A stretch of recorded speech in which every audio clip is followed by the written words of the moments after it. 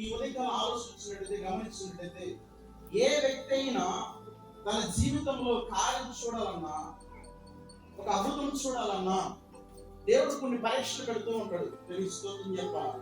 ఇప్పుడు చూడండి, వాళ్ళు లాయర్ అయ్యాడని అనుకుంటాము, ఒక డాక్టర్ అయ్యాడు అనుకుంటాము, ఒక పోలీస్ అయ్యాడు అనుకుంటాము. ఇదంతా ఊరిగా వచ్చిందంటారా?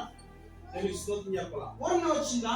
ఇప్పుడు లాయర్ అని కనుక వాడు చెబుతాడు, అయ్యా నేను చిన్నప్పటి నుంచి చదువుకున్నాను, ఎన్నో రేయనగా పగలు చదువుకున్నాను, ఒక కసితో చదువుకున్నాను, ఈ రోజు నేను లాయర్ అయ్యాను అంటాడు. రైతులా డాక్టర్ ఎలా అయ్యామంటే వాడు చెబుతాడు, తన జీవితంలో ప్రతి ఘటన చెబుతాడు. రేంబట్లు చదివానయ్యా, తిండి తిప్పలు మానేసి నా లక్ష్యము, నా గురిదిగో డాక్టర్ అవ్వాలి అని మనం చెప్పుకుంటూ ఉంటాం కదా. అలాగా ప్రతి వారి యొక్క జీవితంలో కూడా కొన్ని అనుభవాలు వారే వాళ్ళ జీవితం పైకి ఎదగలరు. అది కూడా దేవుడు సహాయం చేస్తాడు. రైతులో ఊరికనే డబ్బులు రావు, తెలుసుకోగా ఊరికనే జాబులు రావు, ఊరికనే ఏది కూడా రాదు. నీవు నీ కష్టార్జితము అనుభవించదు అని వాక్యం మనకు సెలవిచ్చింది. ప్రైజ్లో కావున ప్రియమైన నాథునికి బిడ్డలారా, దావీదు జీవితంలో మనం జ్ఞాపకం చేసుకున్నట్లయితే, దావీదు ఎక్కడో అరణ్య ప్రాంతంలో గొర్రెలు కాస్తున్న దావీదు 12 గోత్రాలకు పట్టాభిషేకం పొంది దావీదు ఎలా మారాడు? ప్రైజ్లో ఊరికనే వచ్చిందంటారు ఆయనకి. అరణ్య ప్రాంతంలో, మనసులేని ప్రాంతంలో సహాయం చేసే వాళ్ళు ఎవరు లేకపోయినప్పుడు కూడా గొర్రెలు కాస్తున్న ఒక దావీదు 12 గోత్రాలకు పట్టాభిషేకం పొంది, ఇంకొక మాట 12 గోత్రాలకు రాజుగా పరిపాలించాడు. కారణం ఏమైంది? ఎక్కడ నేర్చుకున్నాడు? ఏ స్కూల్లో నేర్చుకున్నారు?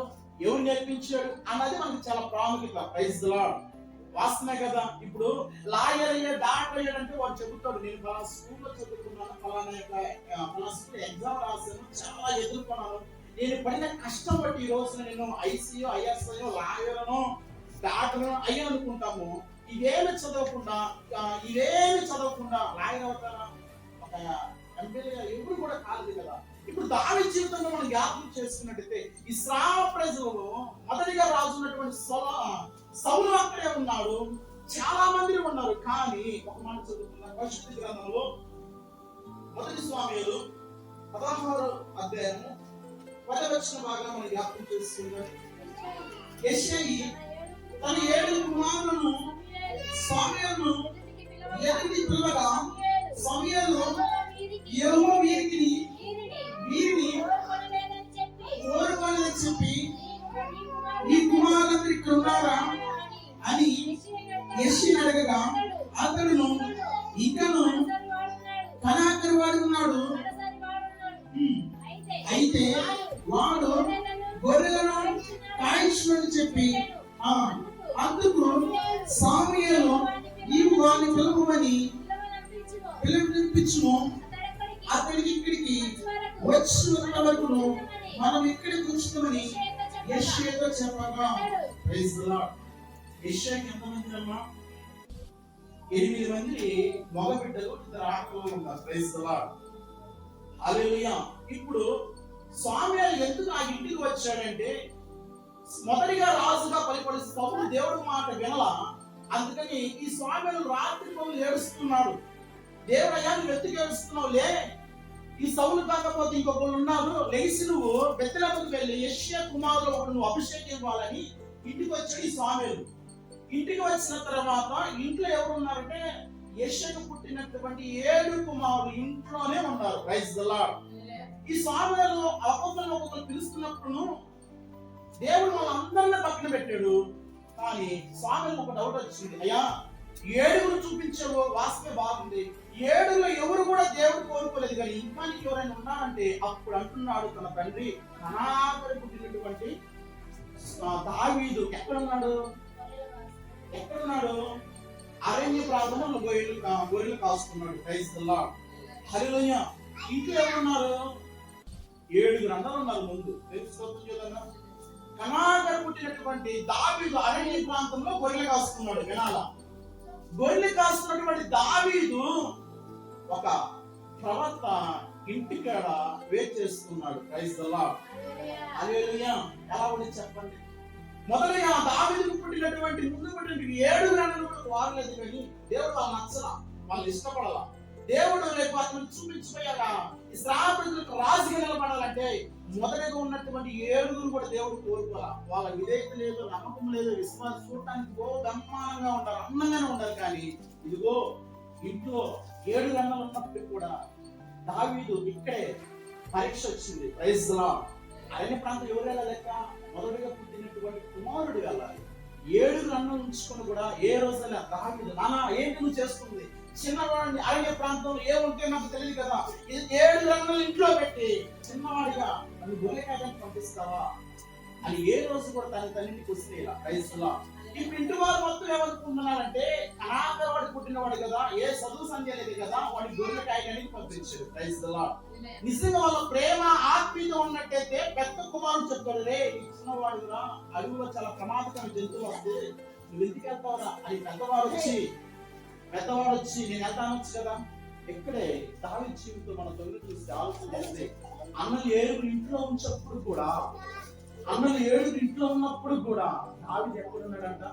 అరణ్య ప్రాంతంలో ఉన్నాడు. Praise the Lord. అరణ్య ప్రాంతంలో ఏం నేర్చుకుంటున్నాడు?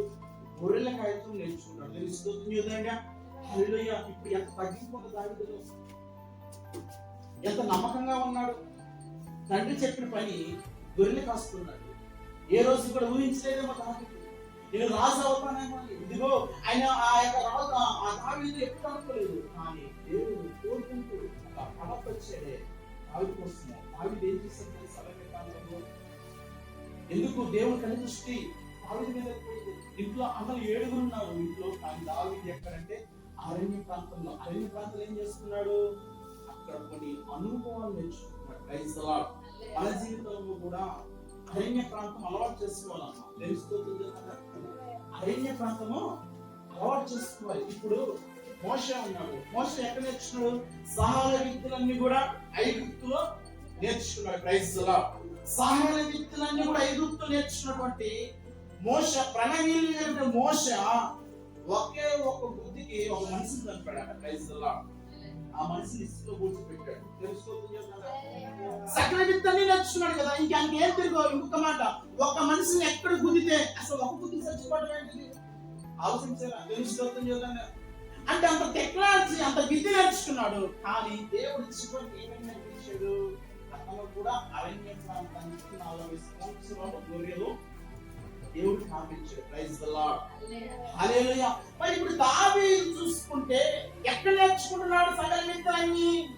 రేపొద్దున రాజు అవ్వడానికి, సింహాసనం ఇవ్వడానికి, 12 గోత్రాలకు పట్టాభిషేకం పొందడానికి, 12 గోత్రాలకు న్యాయం తీర్చడానికి దావీదుకు దేవుడు ఎక్కడ పాఠాలు నేర్పిస్తున్నాడు? అరణ్య ప్రాంతంలో నేర్పిస్తున్నాడు. Praise the Lord. ఇప్పుడు మనందరం ఎక్కడికి వచ్చాము? దేవుని సన్నిధికి వచ్చాం. మనం ఎందుకు వచ్చామంటే నేర్చుకోవడానికి. Praise the Lord. ప్రతి వారి యొక్క జీవితంలో అరణ్య అనుభవం అనేది చాలా ప్రాముఖ్యత. ఆ అరణ్య అనుభవం ఏంటిదంటే గొర్రెల కాయటమే కాదు దావీదు నేర్చుకుంది. తెలుస్తుంది కదా, అర్థమవుతుంది నా మాటలో. ఐగుప్తులో ఉన్నటువంటి సకల విద్య నేర్చుకున్నటువంటి మోషే అన్ని నేర్చుకున్నాడు. కానీ మోషే ఇంకా 20 లక్షల మంది నాయకుడు అవ్వడానికంటే సకల విద్యని నేర్చుకుంటే సరిపోదు, కొన్ని అనుభవాలు కావాలి. 40 సంవత్సరాలు పట్టిందంట అరణ్య ప్రాంతంలో బయలుదేరడానికి. తెలుస్తుంది కదా, ఎందుకు నేర్పించుకున్నాడు? రాజకుమారుడు కదా, ఆ రాజ్యంలో ఐగుప్తులో ఉన్నప్పుడు సకల విద్యని నేర్చుకున్నాడు. ఒక మనిషిని ఎక్కడ గుర్తితే చచ్చిపోతామంత టెక్నాలజీ నేర్చుకున్నాడు. ఇంకన్ని విషయాలు పాస్ అయ్యాడు కదా. కానీ దేవుడి దృష్టిలో రేపు ఇశ్రాయేలు నడిపించడానికి ఒక నాయకుడు కావాలంటే ఆ మోషే కూడా ఎక్కడ నేర్చుకున్నాడంటే అరణ్య ప్రాంతంలో 40 సంవత్సరాలు గొర్రెలు కాచాడు. Praise the Lord. మరి మన జీవితంలో వస్తున్న అనుభవాలు నేర్చుకోవడానికి అన్ని అరణ్య ప్రాంతం నీకు అలవాటు ఉందా? ఏంటి ఆ అరణ్య ప్రాంతం జ్ఞాపకం చేసుకుంటే ఇప్పుడు మనం జ్ఞాపకం చేసుకున్నది. ఇప్పుడు కనాకరి వాడు వచ్చాడు, సావుల మీద నిలబడ్డాడు, అభిషేకం ఇచ్చాడు. Praise the lord. ఏమిచ్చాడు?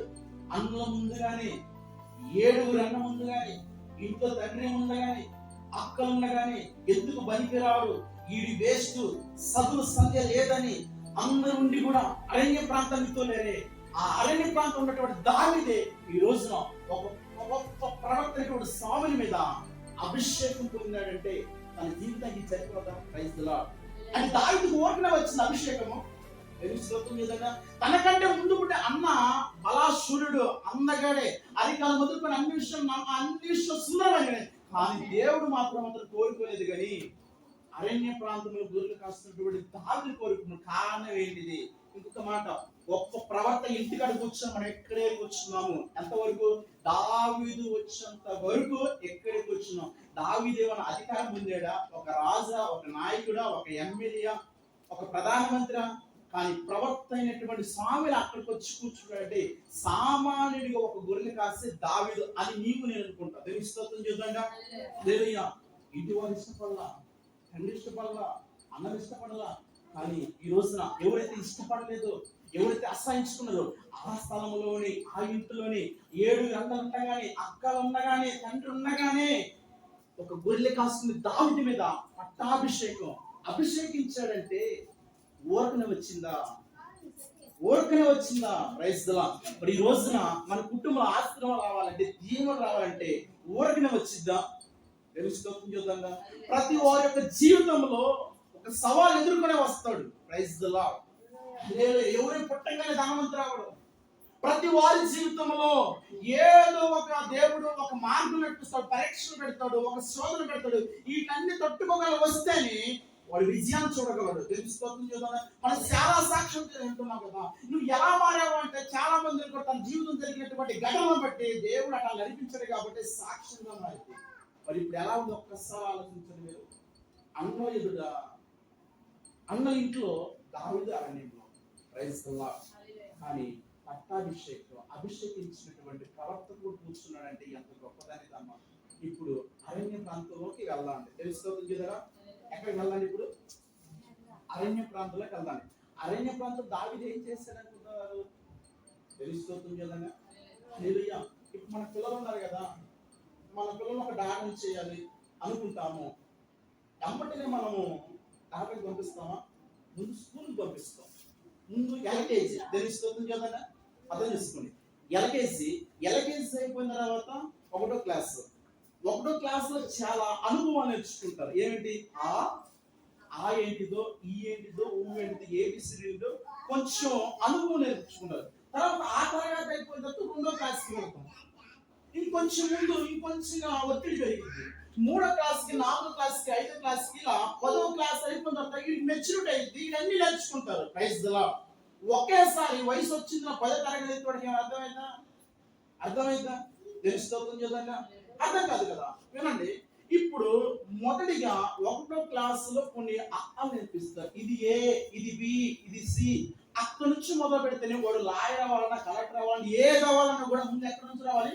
1వ తరగతి నుంచి రావాలి. Praise the Lord. ఇప్పుడు మన దావీదు జీవితం 9 చూస్తే మనం అనుకుంటాం ఒక గొర్రెల కాస్త కాపరి అని మాత్రం మనం అనుకుంటున్నాం. వాస్తవమే కదా. కానీ విచిత్రం ఏంటంటే 7 అన్నలను కూడా దేవుడు పక్కన ఎత్తేసాడు. Praise the Lord. కానీ దావీదు ఎందుకు కోరుకున్నాడంటే అరణ్య ప్రాంతానికి వెళ్దామండి. అరణ్య ప్రాంతం ఎన్నో అనుభవాలు నేర్చుకున్నాడో ఈ రోజు మనం జ్ఞాపకం చేసుకుందండి. ఆ అరణ్య ప్రాంతమే దావీదుకి ఏమని తెలుసా? ఒక పాఠశాలగా మారిందంట. Praise the lord. హల్లెలూయా. చదువుకున్నాడు, తెలుసుకుంటుంది.